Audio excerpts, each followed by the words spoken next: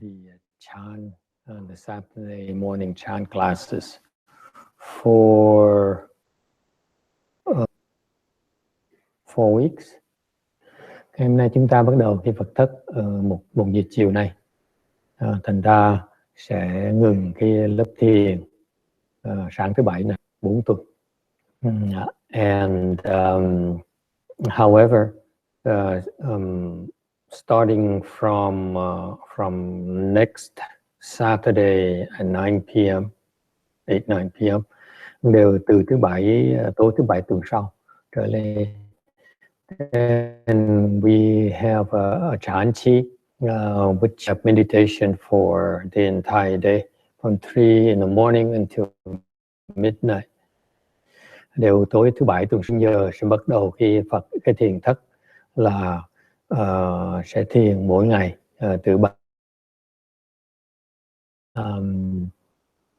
as you can see, it's pretty intense practice schedule. Như quý vị thấy đó, cái chương trình nó gắt gao lắm. Tu mỗi ngày đều tu. And especially the chanchi, it's like the equivalent of and there's lecture every night. Mỗi tối đều có nói pháp. From I think 8 o'clock, 8:30, something like that. It should be listed on the schedule, posted outside. Is it posted yet, Xin?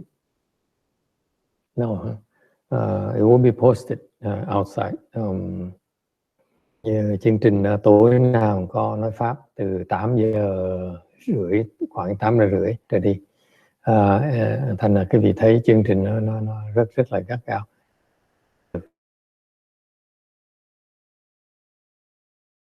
Chanchi is like the equivalent of 7 times 3, 21 times, which is about half a year's worth of lectures. Rồi trong 3 tuần đó, quý vị học hỏi nó tương đương với là tương đương với là khoảng chừng nửa năm học pháp. So and then the Phổ Chi, nhưng mà cái Phật thất is a lighter schedule. Thường cái Phật thất nó nhẹ hơn một tí.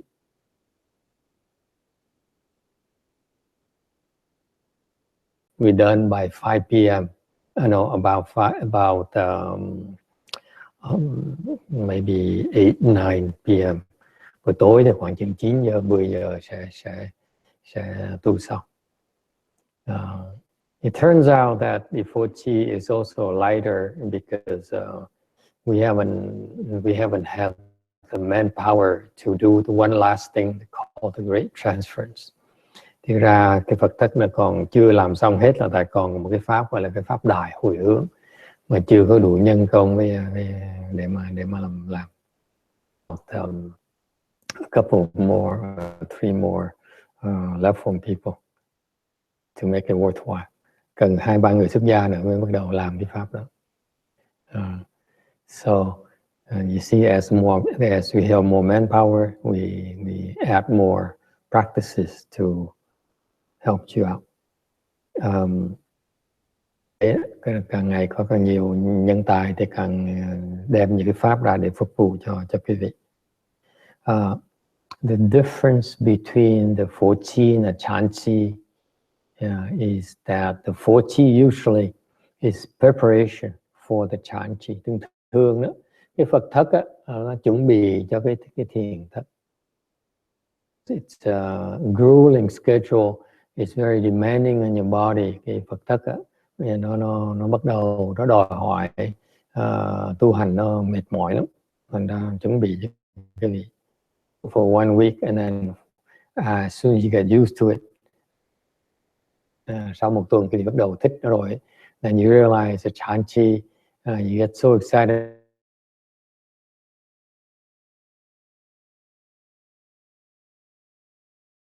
Thường sau 1 tuần cái gì tu Phật thất xong tưởng ngon lành lắm, tưởng là mình có thể tu nổi. Tu một ngày thiền thất xong là bỏ chạy, nhớ tu được. So this is for the hardcore. Cái này cho những người mà có lì lắm mới làm nổi. But if you do that you get a lot out of it. Để quý vị có cái phước, có cái duyên mà tu được là có được rất là hái gặt được rất là nhiều cái lợi ích. Okay. Any questions about that? Ai thắc mắc gì không?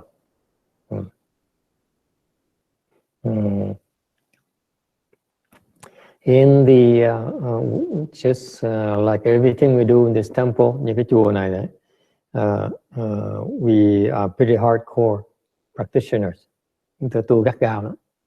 It's the only thing I know how to practice.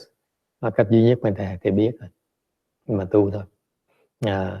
I was talking to the nun this morning. Mình sáng nói chuyện sơ sư cô, and she's been a nun since last December. Sư cô xuất gia từ tháng 12 năm vừa qua, and she's 80 years old, 82 years old. Năm nay hơn 80 tuổi rồi. And I'm amazed how vigorous she is. Thì rất là ngạc nhiên. Sư cô tu hành rất là tinh tấn. She gets started at 2:30 in the morning. Buổi sáng 2 giờ bắt đầu tu. Sometimes 1:30, như khi 1 giờ sáng. And she keeps up with us. And she does more than we do. Dù sư cô còn tu gắt gao hơn chúng tôi nữa. Actually, it's embarrassing. So much pressure on us. Tôi tạo rất nhiều áp lực cho chúng tôi. But she has a pretty good attitude. Đều cái thái độ rất là hay. She says that teach me. Don't be afraid to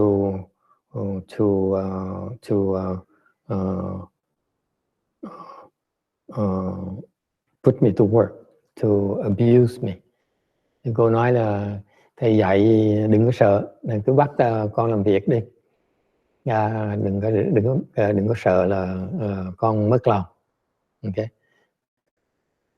My feelings, because I don't have much time left. I don't want to waste my chance here. Nói là cô biết cô không còn bao nhiêu thời giờ nữa, nên cô không muốn phí cái thời giờ còn lại của cuộc đời của cô. She went to many temples. She tới rất nhiều chùa rồi. And every temple she went to, she made a lot of offerings. Mỗi bất cứ chùa nào tới, sư cô cũng đã cúng dường rất là nhiều. Okay. And she now she has a chance to be a nun and practice, do this professionally. Bây giờ có cơ hội mà tu thường mỗi ngày như vậy, tu thành người xuất gia nha. Cô she's very very happy that she has a chance. Nên cô rất là mừng. And she's not afraid of hardship. Mà sư cô không có sợ khổ sở. It is kind of interesting to me. Thầy rất là phục. Nó tại vì because it is very very hard. You know this. Tại vì nó khó, tu rất là khó. Như quý vị biết. We practice in meditation, for example. We encourage you to sit in full lotus. Và những tôi tu thiền, những tôi khuyên quý vị đang ngồi kiết già. And most of us cannot. Không ai mà ngồi được hết. When I first started 20 years ago, thì bắt đầu 20 năm trước đó, I could barely sit. I was able to sit in full lotus right away, but I could only sit for 2 minutes. Thầy có thể ngồi được kiết già, bắt đầu ngồi kiết già, nhưng nếu ngồi được có 2 phút là chịu nữa. It hurt too much. I couldn't take it. And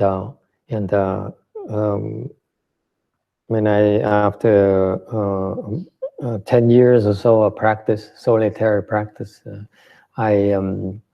I started teaching meditation. I taught people to sit in full lotus. So sau khi thầy bắt đầu dạy thiền, thầy cũng dạy ngồi kiết già. Most of you cannot do it, and most of you will run away. Dạy như không thích, không chịu làm, và đa số quý vị sẽ bỏ chạy. Okay. And why do we do that? Tại sao làm như vậy? It's because no one does it anymore. Gì get emotional when I talk about it. Nói mà nghẹn ngào tại cái cảm động quá. Because this art is dying. Tại vì cái kỹ thuật này nó đang bị thất truyền. I'm serious. Nó khổ lắm. Tại vì because this is one of the best kept secrets of Chan. Tại vì cái kiết già là một trong những cái bí mật nó rất là tuyệt vời của thiền tông. Mà không ai dạy nữa. No one teaches it anymore. For the simple fear that you will not like it, you will be afraid of pain, and therefore you will stop coming. Tại vì ai cũng sợ, thầy nào cũng sợ là quý vị sợ đau, không thích đau, khó chịu, không thoải mái, thành sẽ không tới tu thiền với chúng tôi nữa. To really, you know, it's commendable that all you keep on coming. Nên là những người có tới chùa, tới thường xuyên, thầy rất là kính trọng cái gì. It's not it's not an easy thing to do. Rất khó làm. And if you're able to do that, you are a superior individual. Nên quý vị làm người phi thường. I'm serious. Okay. And this is the Dharma that the Chan patriarchs in the past, the Chinese Chan patriarchs. Đây cái phương pháp mà những pháp môn mà vị tổ sư bên Trung Hoa, trong Trung Quốc.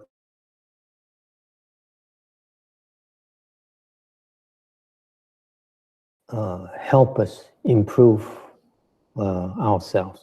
Đây những cái bí mật, những kỹ thuật mà tổ sư, những thiền sư bên Trung Quốc đó, họ chế ra, sáng tạo ra để giúp chúng ta phát triển cái trí hệ chúng ta.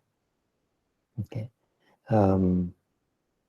And of course you don't have to. Đương nhiên cái việc có, we don't force people to sit in front to focus. Tôi không có bắt, chúng tôi không bắt mọi người phải ngồi kiết già. There's some people who still sit in the chairs and benches and so on. Còn some người vẫn ngồi trên ghế này. It's okay because we all the spirit of a Chan practice is to give it your all. Là cái tinh thần của thiền mình đó, tu phương pháp thiền là mình cố gắng hết sức của mình luôn. Everything you have, you pour. Okay. Tận lực, tận sức. Okay. And that's how you get healthier. Nếu làm được như vậy thì quý vị sẽ khỏe mạnh hơn. You improve your concentration. Quý vị sẽ tăng trưởng cái định lực quý vị. You become more productive. Quý vị sẽ có sức làm việc nhiều hơn. And hopefully you become a kinder and more noble person. Và hy vọng quý vị sẽ trở thành một con người từ bi hơn và cao quý hơn, cao cả hơn. Okay, that's the way you're supposed to be. Như mọi người đã vốn sẵn có như vậy. As you are inherently capable of. Đó là bản tính của quý vị. That's your true nature. Đó là bản tính chân chính của quý vị. But it's because you've been in this reincarnation wheel since beginningless time. Thì tại vì quý vị đã lưu lạc trong cái vòng luân hồi này từ khi vô thị. And you forgot about it. Và quý vị quên đi. Who you really are. Quý vị quên là mình là ai. You forgot who you really are. Quý vị thực sự quên mình thực sự là ai.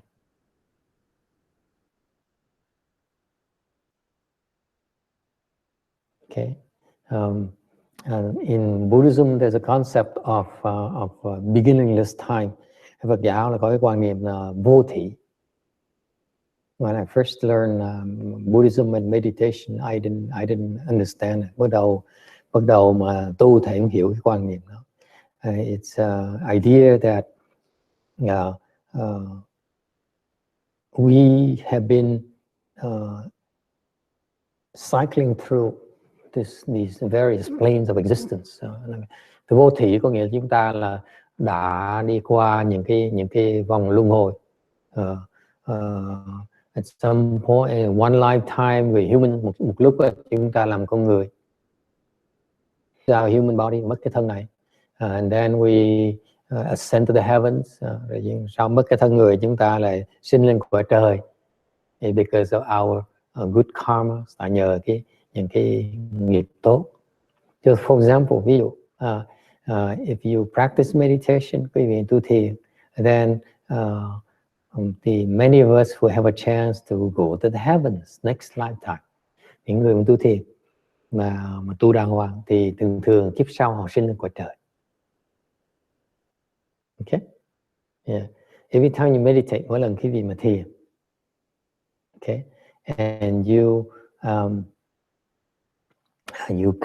plant the causes and conditions for, quý vị đang trồng những cái nhân duyên để sau này khi quý vị mạng chung đó, lâm chung đó, quý vị sẽ lên cõi trời. And you planting the blessings, you creating blessings for you to ascend to the heavens. Every time you meditate, mỗi lần quý vị thiền. Did you know that? Ai biết chuyện đó chưa? No?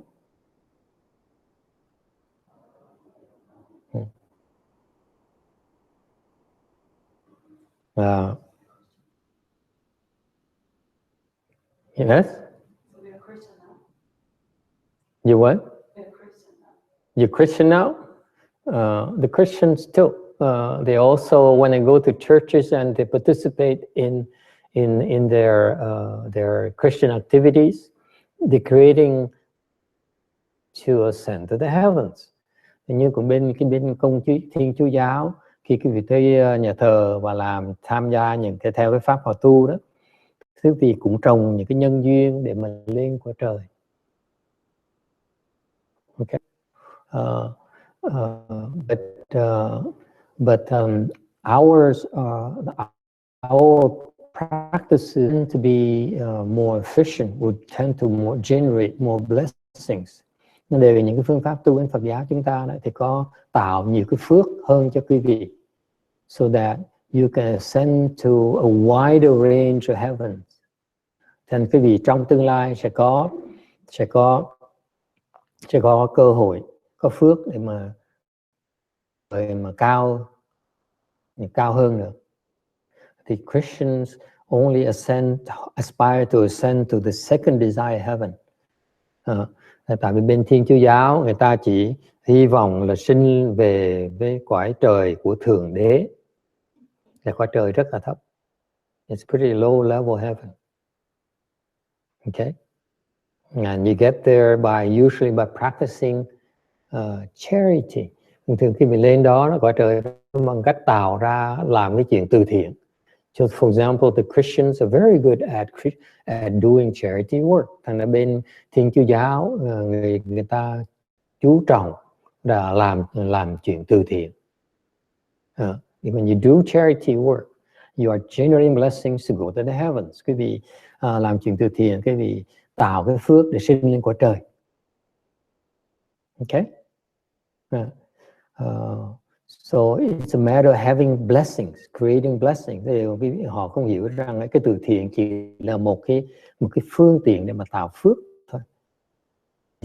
They are not fully, and the charity work is simply a blessing. That's all there is to it. But there are many more effective ways to generate heavenly blessings. Thì họ không được dạy rằng là có nhiều cái phương pháp khác mà hiệu tạo ra phước để sinh lên cõi trời kiếp sau.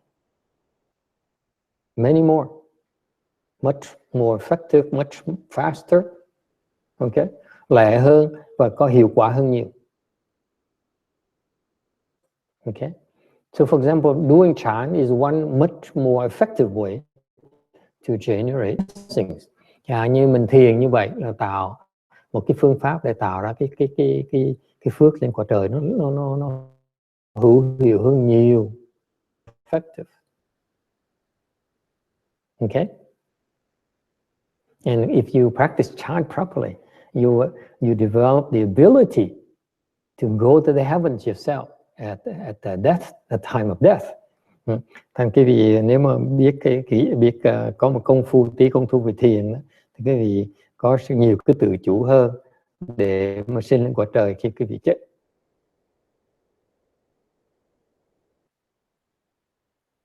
Okay. Any other questions? Ai thắc mắc gì khác không? So one lifetime, you know, we ascend to the heavens, and nói tóm lại một kiếp thì mình sau khi mình chết mình sinh lên cõi trời, tại mình tu đúng mình tạo được cái thiên phước, được đủ cái phước là sinh lên cõi trời. So we ascend to the heaven because we possess heavenly blessings, and you stay in the heavens for many lifetimes. You're very happy up there. Sinh cõi trời rất là sung sướng. You're much better off than down here. Cõi trời đương nhiên nó sướng hơn dưới này nhiều. Okay. And then but eventually when your heavenly blessings run out, đều từ khi mà cái thiên phước cái vị nó hết, then you fall. Tự động cái vị sẽ bị tuột xuống. Usually after you go to heavens, thường khi cái vị sinh lên cõi trời rồi, you stay there with God, sống với thượng đế thời gian sung sướng rồi. Usually you fall down to the lower realm. Thường quý vị sẽ bị đọa xuống tam cái ác độ. You then become either an animal, sau quý vị sẽ thành đọa xuống làm súc sanh, or you become a hungry ghost, hoặc quý vị đọa làm ngạ quỷ, đói khát dễ sợ lắm. Or you fall to the hell, hoặc quý vị đọa xuống làm địa ngục. It's not uncommon at all. Okay, so that's what we do, and then eventually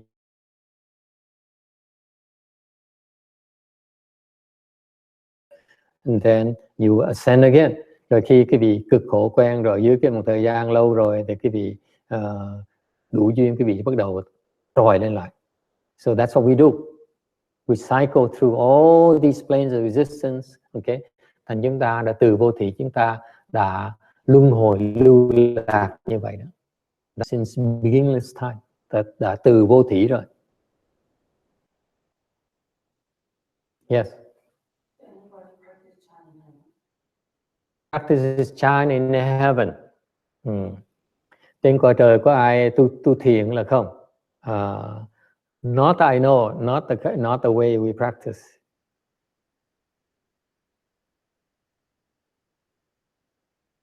Okay. Depends on which heavens, cái cõi trời nào. In the desire realm heavens, the commoners don't practice chant at all. Những cái trên cái cõi trời dục giới, hay cõi trời của thượng đế, for example, Christian heaven, they don't practice at all. Họ không có thiền đâu. So they don't do chant at all. But there's some in every single heaven, there's always some spirit.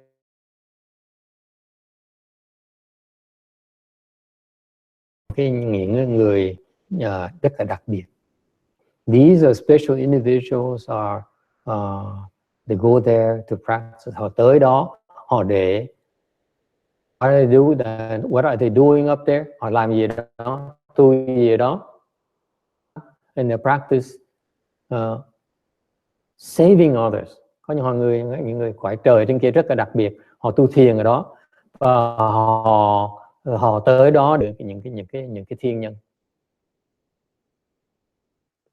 The special individuals cũng giống như dưới cõi người này, có những người rất là đặc biệt, they practice chant, họ tu thiền, and they're trying to save other human beings, và họ đang cố gắng cứu những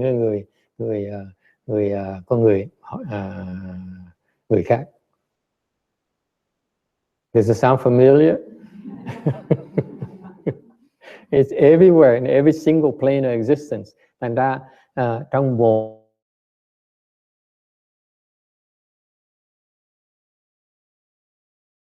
there's always people everywhere practicing chant and trying to save living beings, including cockroaches. Ngay trong cái dự án cũng có nữa. Serious. Sparrows, chim sẻ cũng có nữa. Yes. Cats, mèo cũng có nữa. Yes.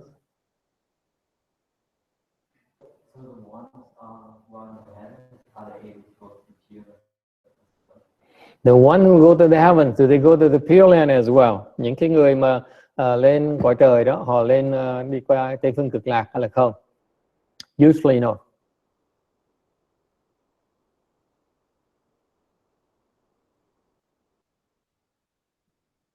Okay, because as far as I know, the heavenly beings don't have the Pure Land Dharma. Theo thầy biết á, là bên đời đó họ không có cái pháp tịnh độ.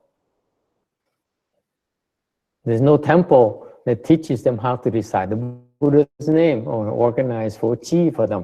Đây kia không mà đang dạy cái pháp tịnh độ, đang tổ chức những cái Phật thất để họ tu. If you don't practice Pure Land, how can you possibly attain rebirth to the Pure Land? Cái vì không tu tịnh độ thì làm sao mà đắc được pháp, đắc được vãng sanh được? Some people they ask, they feel entitled to ask any kind of questions. Thường có những người tới chùa muốn hỏi vậy là hỏi thôi. That's why we usually have a rule: one hard question per week. Nhưng chúng tôi có cái luật là chỉ hỏi một câu hỏi khó một ngày hoặc là một tuần lần thôi. Someone else. And some of them don't get it. Có những người vẫn không hiểu như thường.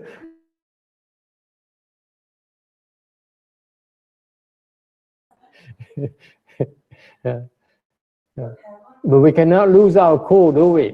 Mình đâu có thể lộ cái mặt khung mình ra được. Yes. Yes.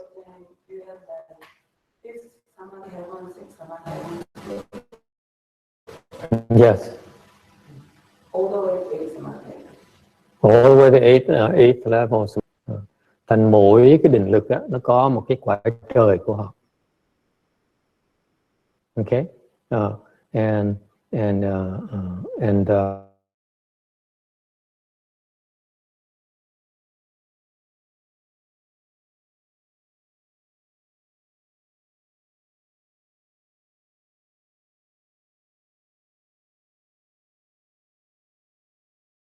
existence is that there's no suffering at all. Cái đặc biệt của cái cuộc sống trên quả trời là không có khổ.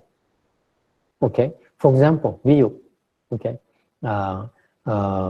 you feel like eating steak and lobsters. Ăn cái gì lên quả trời, muốn ăn beefsteak và là muốn ăn tôm hùm. Okay. It comes. You don't even have to go to the market to buy it.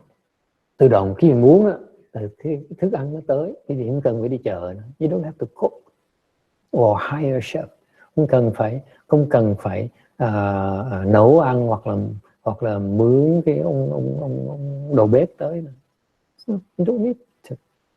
The food that you desire comes to you, okay, exactly to your liking. Okay. Cái đồ ăn đó nó tới chóc như là nó ngon như cái vị muốn như vậy nữa, và vừa đủ thôi. It's just perfect amount as well, so that you will not overstuff yourself. Nó vừa đủ thôi, thành cái vị không có thể nào ăn quá lố được nữa. Because when you overstuff yourself afterwards, it doesn't feel good. Làm nên cái vị mà ăn no quá thì nó khó tiêu, thành ra là cái khổ. If you overstuff yourself, it's a form of suffering. So you can't even have that kind of suffering. Thành ra nếu mà ăn no quá là thành cái loại khổ. Trên quả trời cái vị không thể nào ăn no quá được nữa luôn. không thể nào khổ được. Does it make sense to you? It's kind of cool. Would you like to go to the heavens? Me too. That's why I do chant and I cross my legs. Thầy tham lương thích là thầy muốn đến qua trời. What am I doing here? Wouldn't you? Any reasonable, intelligent people, smart people want to be in the heavens, yes? Ai mà người mà khôn ngoan cũng là như vậy. That's what our Buddha said. You practice meditation because you preparing yourself, paving the way for higher plane of existence. It's better off than you are right now. It's one of very worthwhile endeavor. Thành Đức Phật mới dạy rằng là chúng ta tu thiền tại vì để chuẩn bị cho một cái kiếp sau đó thì sẽ lên một cái cõi khác mà nó sung sướng hơn nhiều. You see, ordinary people, they are taught rằng cái người phàm, we have to go work and make a lot of money so that we buy a house and next to Mr. Bill Gates. Okay, not a good place to be, by the way. Yeah, he's very tyrannical. You make too much noise, he'll call the police and he'll put you in prison. Quý vị đừng có tưởng bở, thành là quý vị ai cũng đừng tưởng là mình ở đây mà lo làm tiền, đi làm lùng để làm ra nhiều tiền để mua nhà ở vùng sung sướng. Okay, it's nothing compared to the heavenly palaces up there. Nó không có thể nào so sánh bằng những cái lâu đài mà quý vị ở trên cõi trời hết. You know that? The heavenly palaces are far superior to even Bill Gates' compound in what is it, Oregon? Seattle? Something like that, right? Portland, Oregon, whatever. Thành ra những cái lâu đài trên trời nó sang trọng, nó sung sướng, nó hoa lệ hơn bất cứ những cái gì chúng ta có ở đây. There's no comparison. The food is better, đồ ăn nó ngon hơn, music is better, nhạc nó hay hơn, men are much more handsome, đàn ông đẹp trai hơn nhiều. If you're interested. Okay. Someone interested, yes.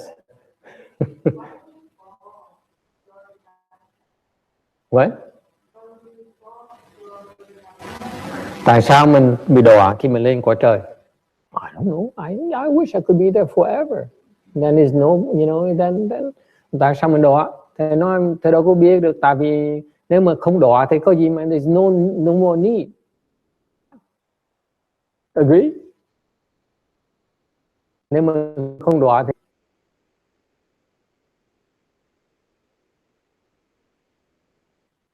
if you don't fall at all, by the way, nếu cái việc không có đọa đó, nó happen, cái việc biết chuyện gì sẽ xảy ra không?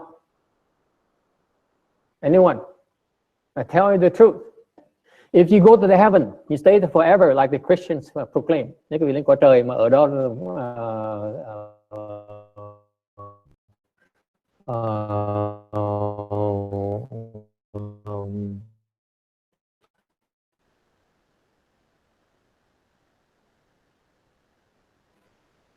see, okay, ở đó phải thường trực detailing these plots and cemeteries as like eternal for $10,000. You rest eternally next to the statue of God.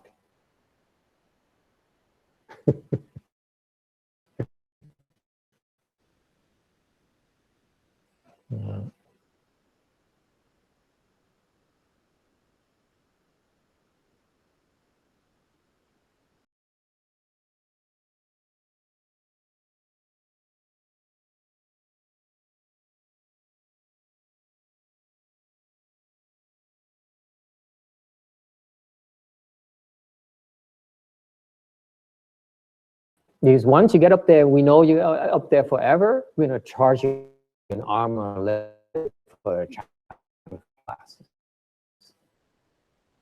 lên đó vĩnh cửu. Chúng tôi bắt đầu phải sạc tiền quý vị đó nghe, học các cơ hội duy nhất của chúng tôi có đây là đồng tiền quý vị thôi. I would not be, try to act like I was generous and idealistic and so on. Forget it.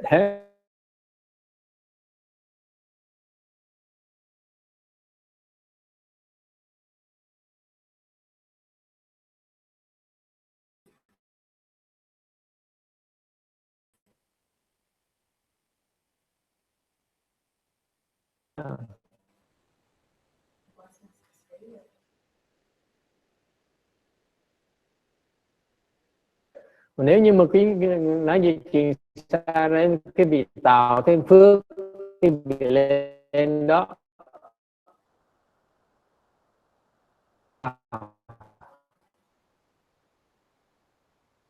make sense? Yes.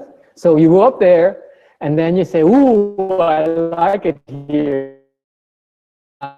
Thì nếu cái vị tạo lên phước lên đó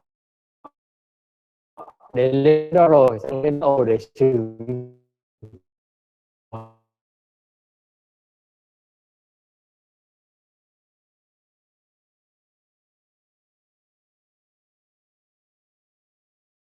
you remember the quote, nhớ will be enforced. Today there aren't many people, that's why more lenient.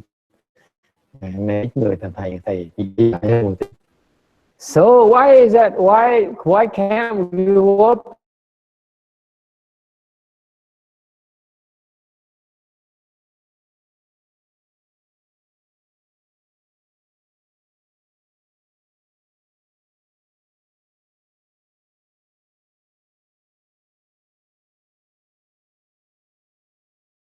Thiền chứ không biết dạy ở trên quậy trời.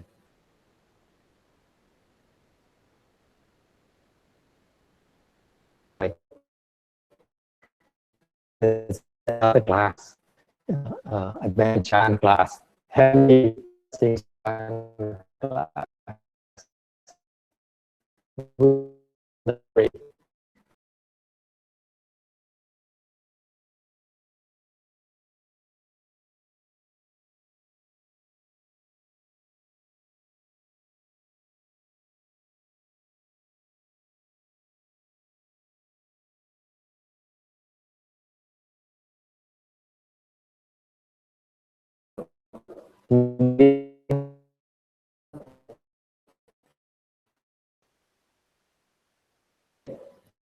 Number one,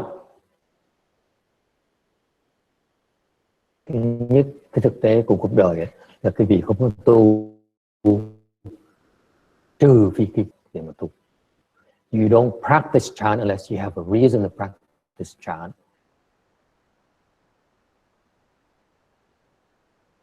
Không tu thiền có lý do để mà tu thiền. Last week Google session to them.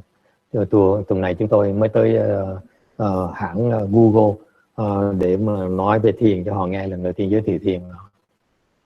And I set them the same exact message. Nghĩ chắc thầy mới nói vậy. Sẽ không chịu tu this chant, you will not recite the Buddha's name. Quý vị sẽ không chịu thiền, quý vị không chịu niệm Phật, trừ khi có cái nhu cầu để mà thiền, để mà niệm Phật. Before, you will not be willing to do it.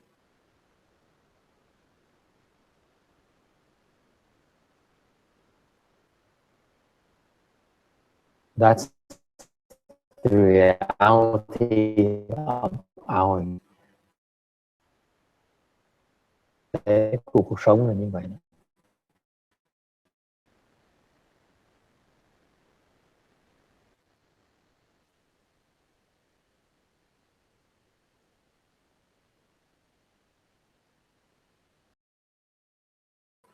Không phải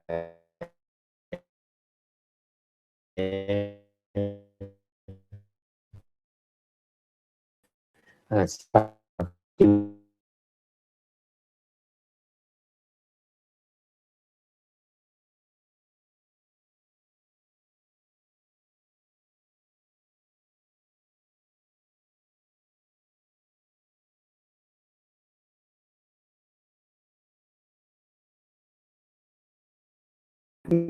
mới tới lần đầu tiên ở chùa này, agree, disagree.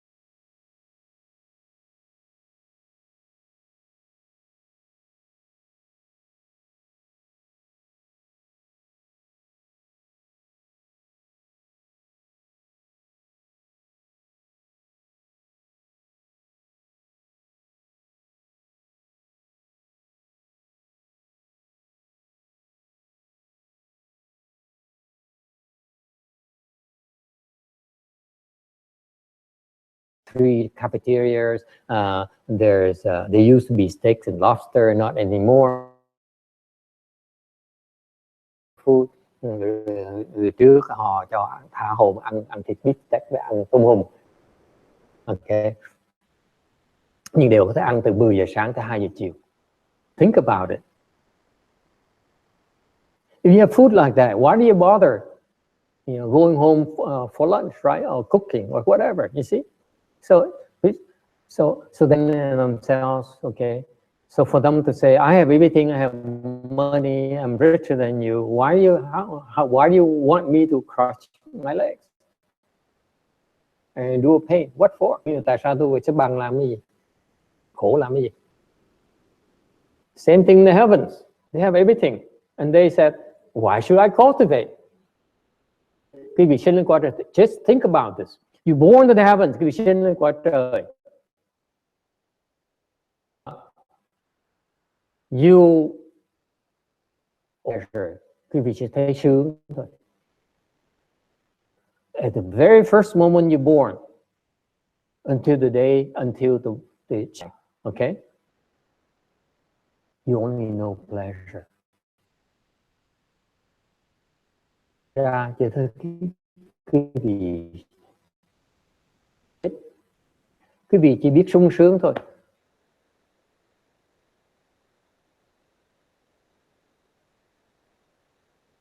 Quý vị tạo phước làm cái gì? And then when you in trouble, lúc quý vị trước khi quý vị sắp chết rồi, quý vị mới biết ôi chết chà, mình sắp nguy rồi, sắp chết tới nơi rồi. That's when you know. It's too late. You don't know what to do. Kiếp vậy, you're so terrified, you're so afflicted, quý vị phiền não dễ sợ, quý vị sợ dễ sợ lắm. You're in pain, quý vị đau khổ dễ sợ lắm. This is the first time in your life where you experience suffering. Đây là lần đầu tiên trong cuộc đời nổi. And you go berserk, quý vị tối tâm ngay lập tức. Therefore, how can you generate blessings to stay there? Làm sao quý vị tạo cái.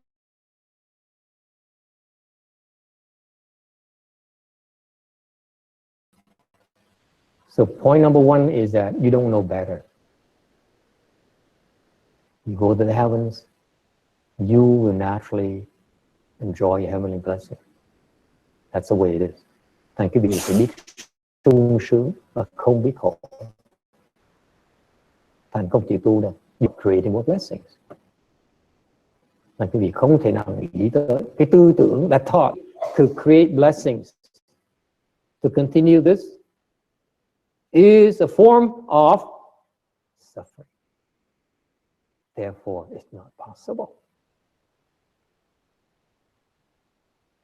Does it make sense? Thành nổi ngay cái tư tưởng, thưa quý vị, mà nói là tôi phải tu, tôi phải cần tạo cái phước để mà ở lại đây đó. Cái tư tưởng đó là một cái tưởng khổ, thành nó không thể có được.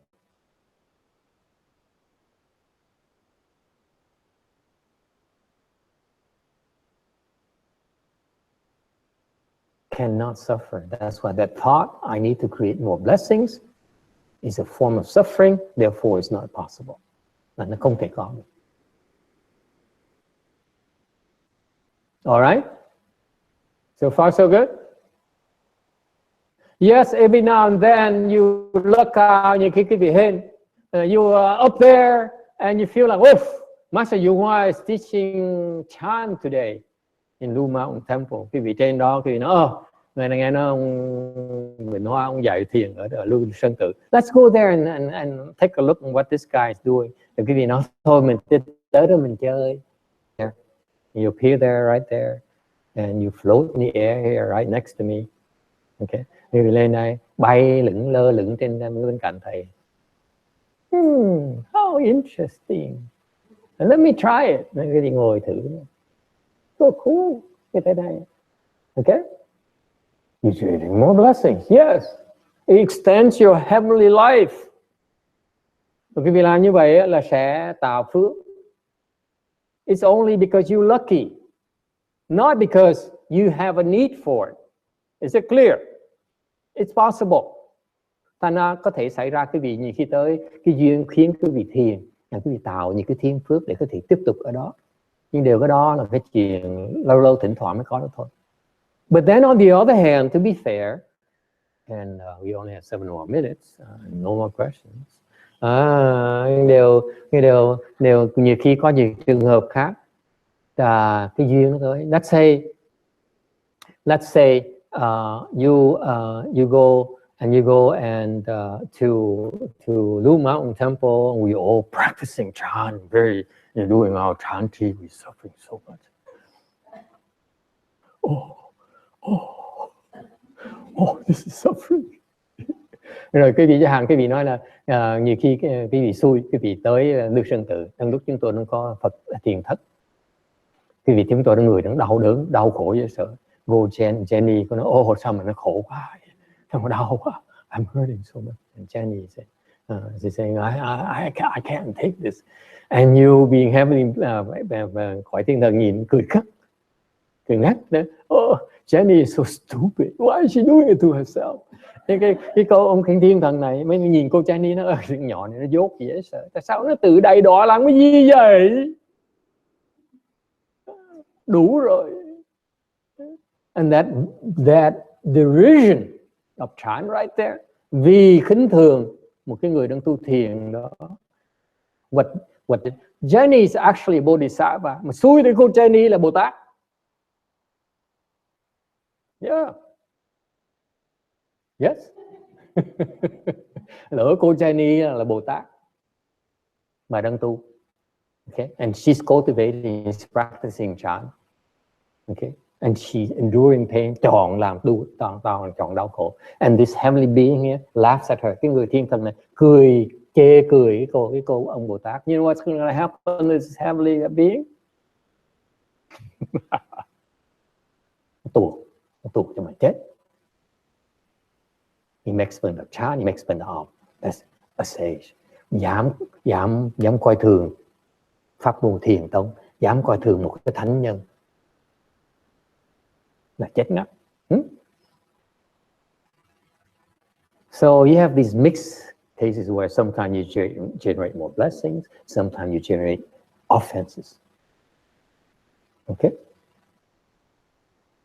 Heavenly beings, that's what they do. Thành cái quả thiên nhân người ta tạo, nhiều khi ta tạo phước, nhiều khi người ta tạo nghiệp. And that's why they eventually will fall. Thành cuối cùng họ phải tuột xuống. They create offenses as heavenly beings. Mặc dù lên quả trời, nhưng đều họ tạo phước. Hoặc là có tạo nghiệp, mà tạo nghiệp sẽ bị đọa, tạo phước sẽ ở thêm. That's why it's never for sure. Thành không thể nào có cái vĩnh cửu được. It's not that that eternal heavenly being existence is not possible, không thể nào có được.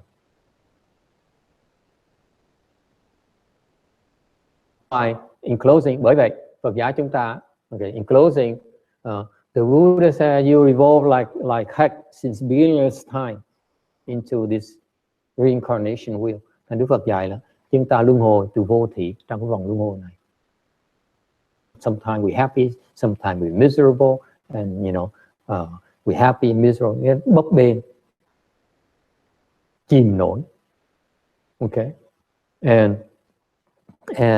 you're wise, and nếu quý vị khôn ngoan, you should try to get out, nên thoát ra. And one very good way to get out is to go to the Pure Land.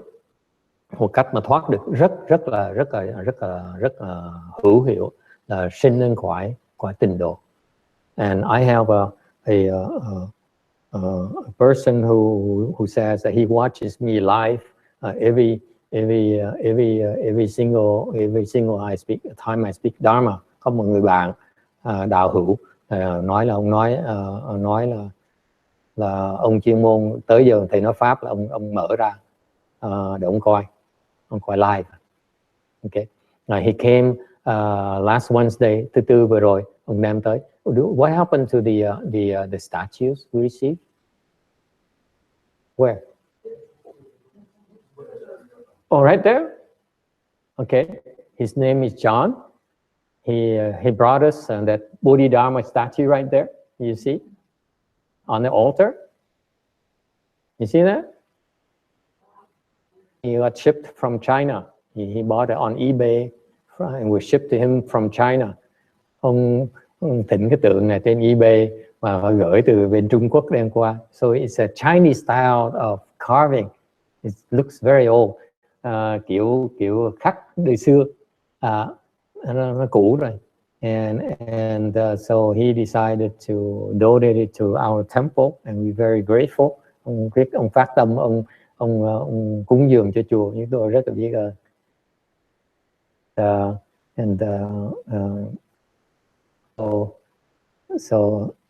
Not only that, he also gave us a couple more things. One of them is the Bodhidharma painting. Can we bring it out, please, and to show off? Đem cái tấm tranh ra để khoe cái gì một tí. Okay, we don't get these types of gifts that often. This is so cool. Quý lắm. Also painting of Bodhidharma. So you see how it come up and take a closer look after the talk. Cái vị lên quan sát những gì, it's very interesting carving. It's very nice.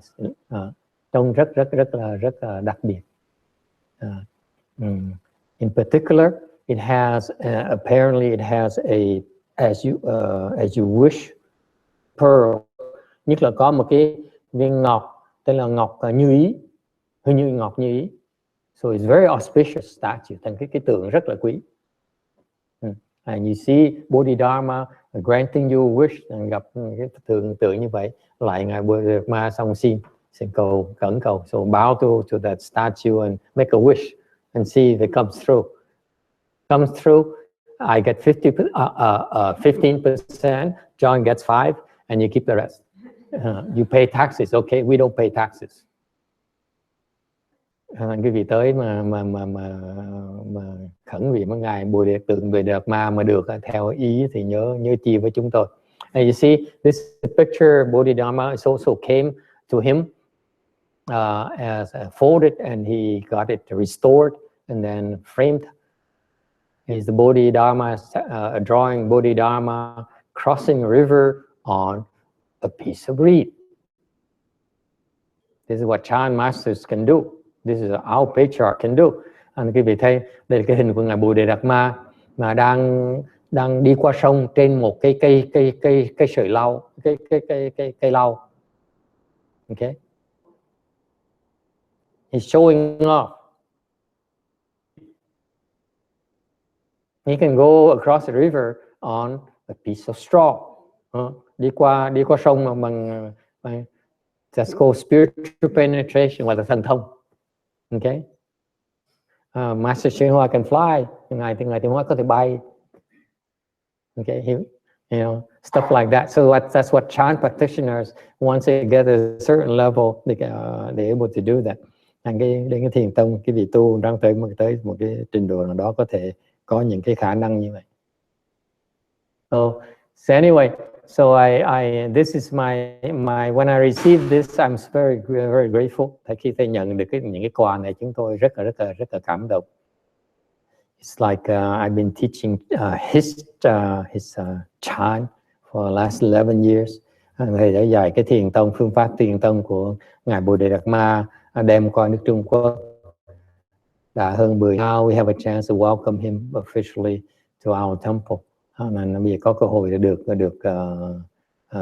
được tiếp đón ngài ở cái chùa này. It's a big honor for us. And that's why we're very grateful. Chúng tôi rất là biết ơn. So that's why I wanted to tell John thank you and tell him that the Chan we're practicing is also not beyond the Pure Land. Phải nói cho ông John biết là thầy muốn tỏ lòng biết ơn, và nói ông biết là không phải riêng cái thiền chúng ta tu không phải ngoài cái trình độ đâu. Because our objective in learning Chan is to get you out of the reincarnation cycles. Chúng tôi dạy thiền để giúp quý vị thoát cái vòng luân hồi. We don't recommend you go to the heaven. Chúng tôi không khuyên quý vị lên trời đâu. Actually, we don't think it's a good idea to go to the heaven. Chúng tôi không tin lên qua trời là tốt cho quý vị. It's not a good thing for you. Anh ta phí thời giờ của mình. Okay? We advocate. You practice Chan. Chúng tôi chủ trương tu thiền. For you to become enlightened in this lifetime, chúng tôi dạy thiền để giúp quý vị đắc giác ngộ kiếp này. If you become enlightened in this lifetime, you are free of reincarnation. Để quý vị thoát được cái vòng luân hồi. Or you cannot become enlightened, then you should go to the Pure Land. Để quý vị nên, nếu không giác ngộ được thì nên lên cõi Tây Phương Cực Lạc. And you there, you only know which is far better than any heavens in our world. Tây Phương Cực Lạc ấy, thì cái sung sướng ở đó nó hơn tất cả những cõi trời ở xứ này. It's no comparison, không thể nào so sánh được. And only are you much safer, much happier. Tới đó quý vị phải là an toàn hơn và sung sướng hơn. Time you become enlightened. Trong một kiếp quý vị sẽ thành Phật. That's why it's far better to go to the Pure Land than to go to the heavens. Bởi vì chúng tôi chủ trương là qua Tây Phương Cực Lạc nó tốt hơn lên cõi trời. Okay? Much better off. Tốt hơn cho quý vị nhiều.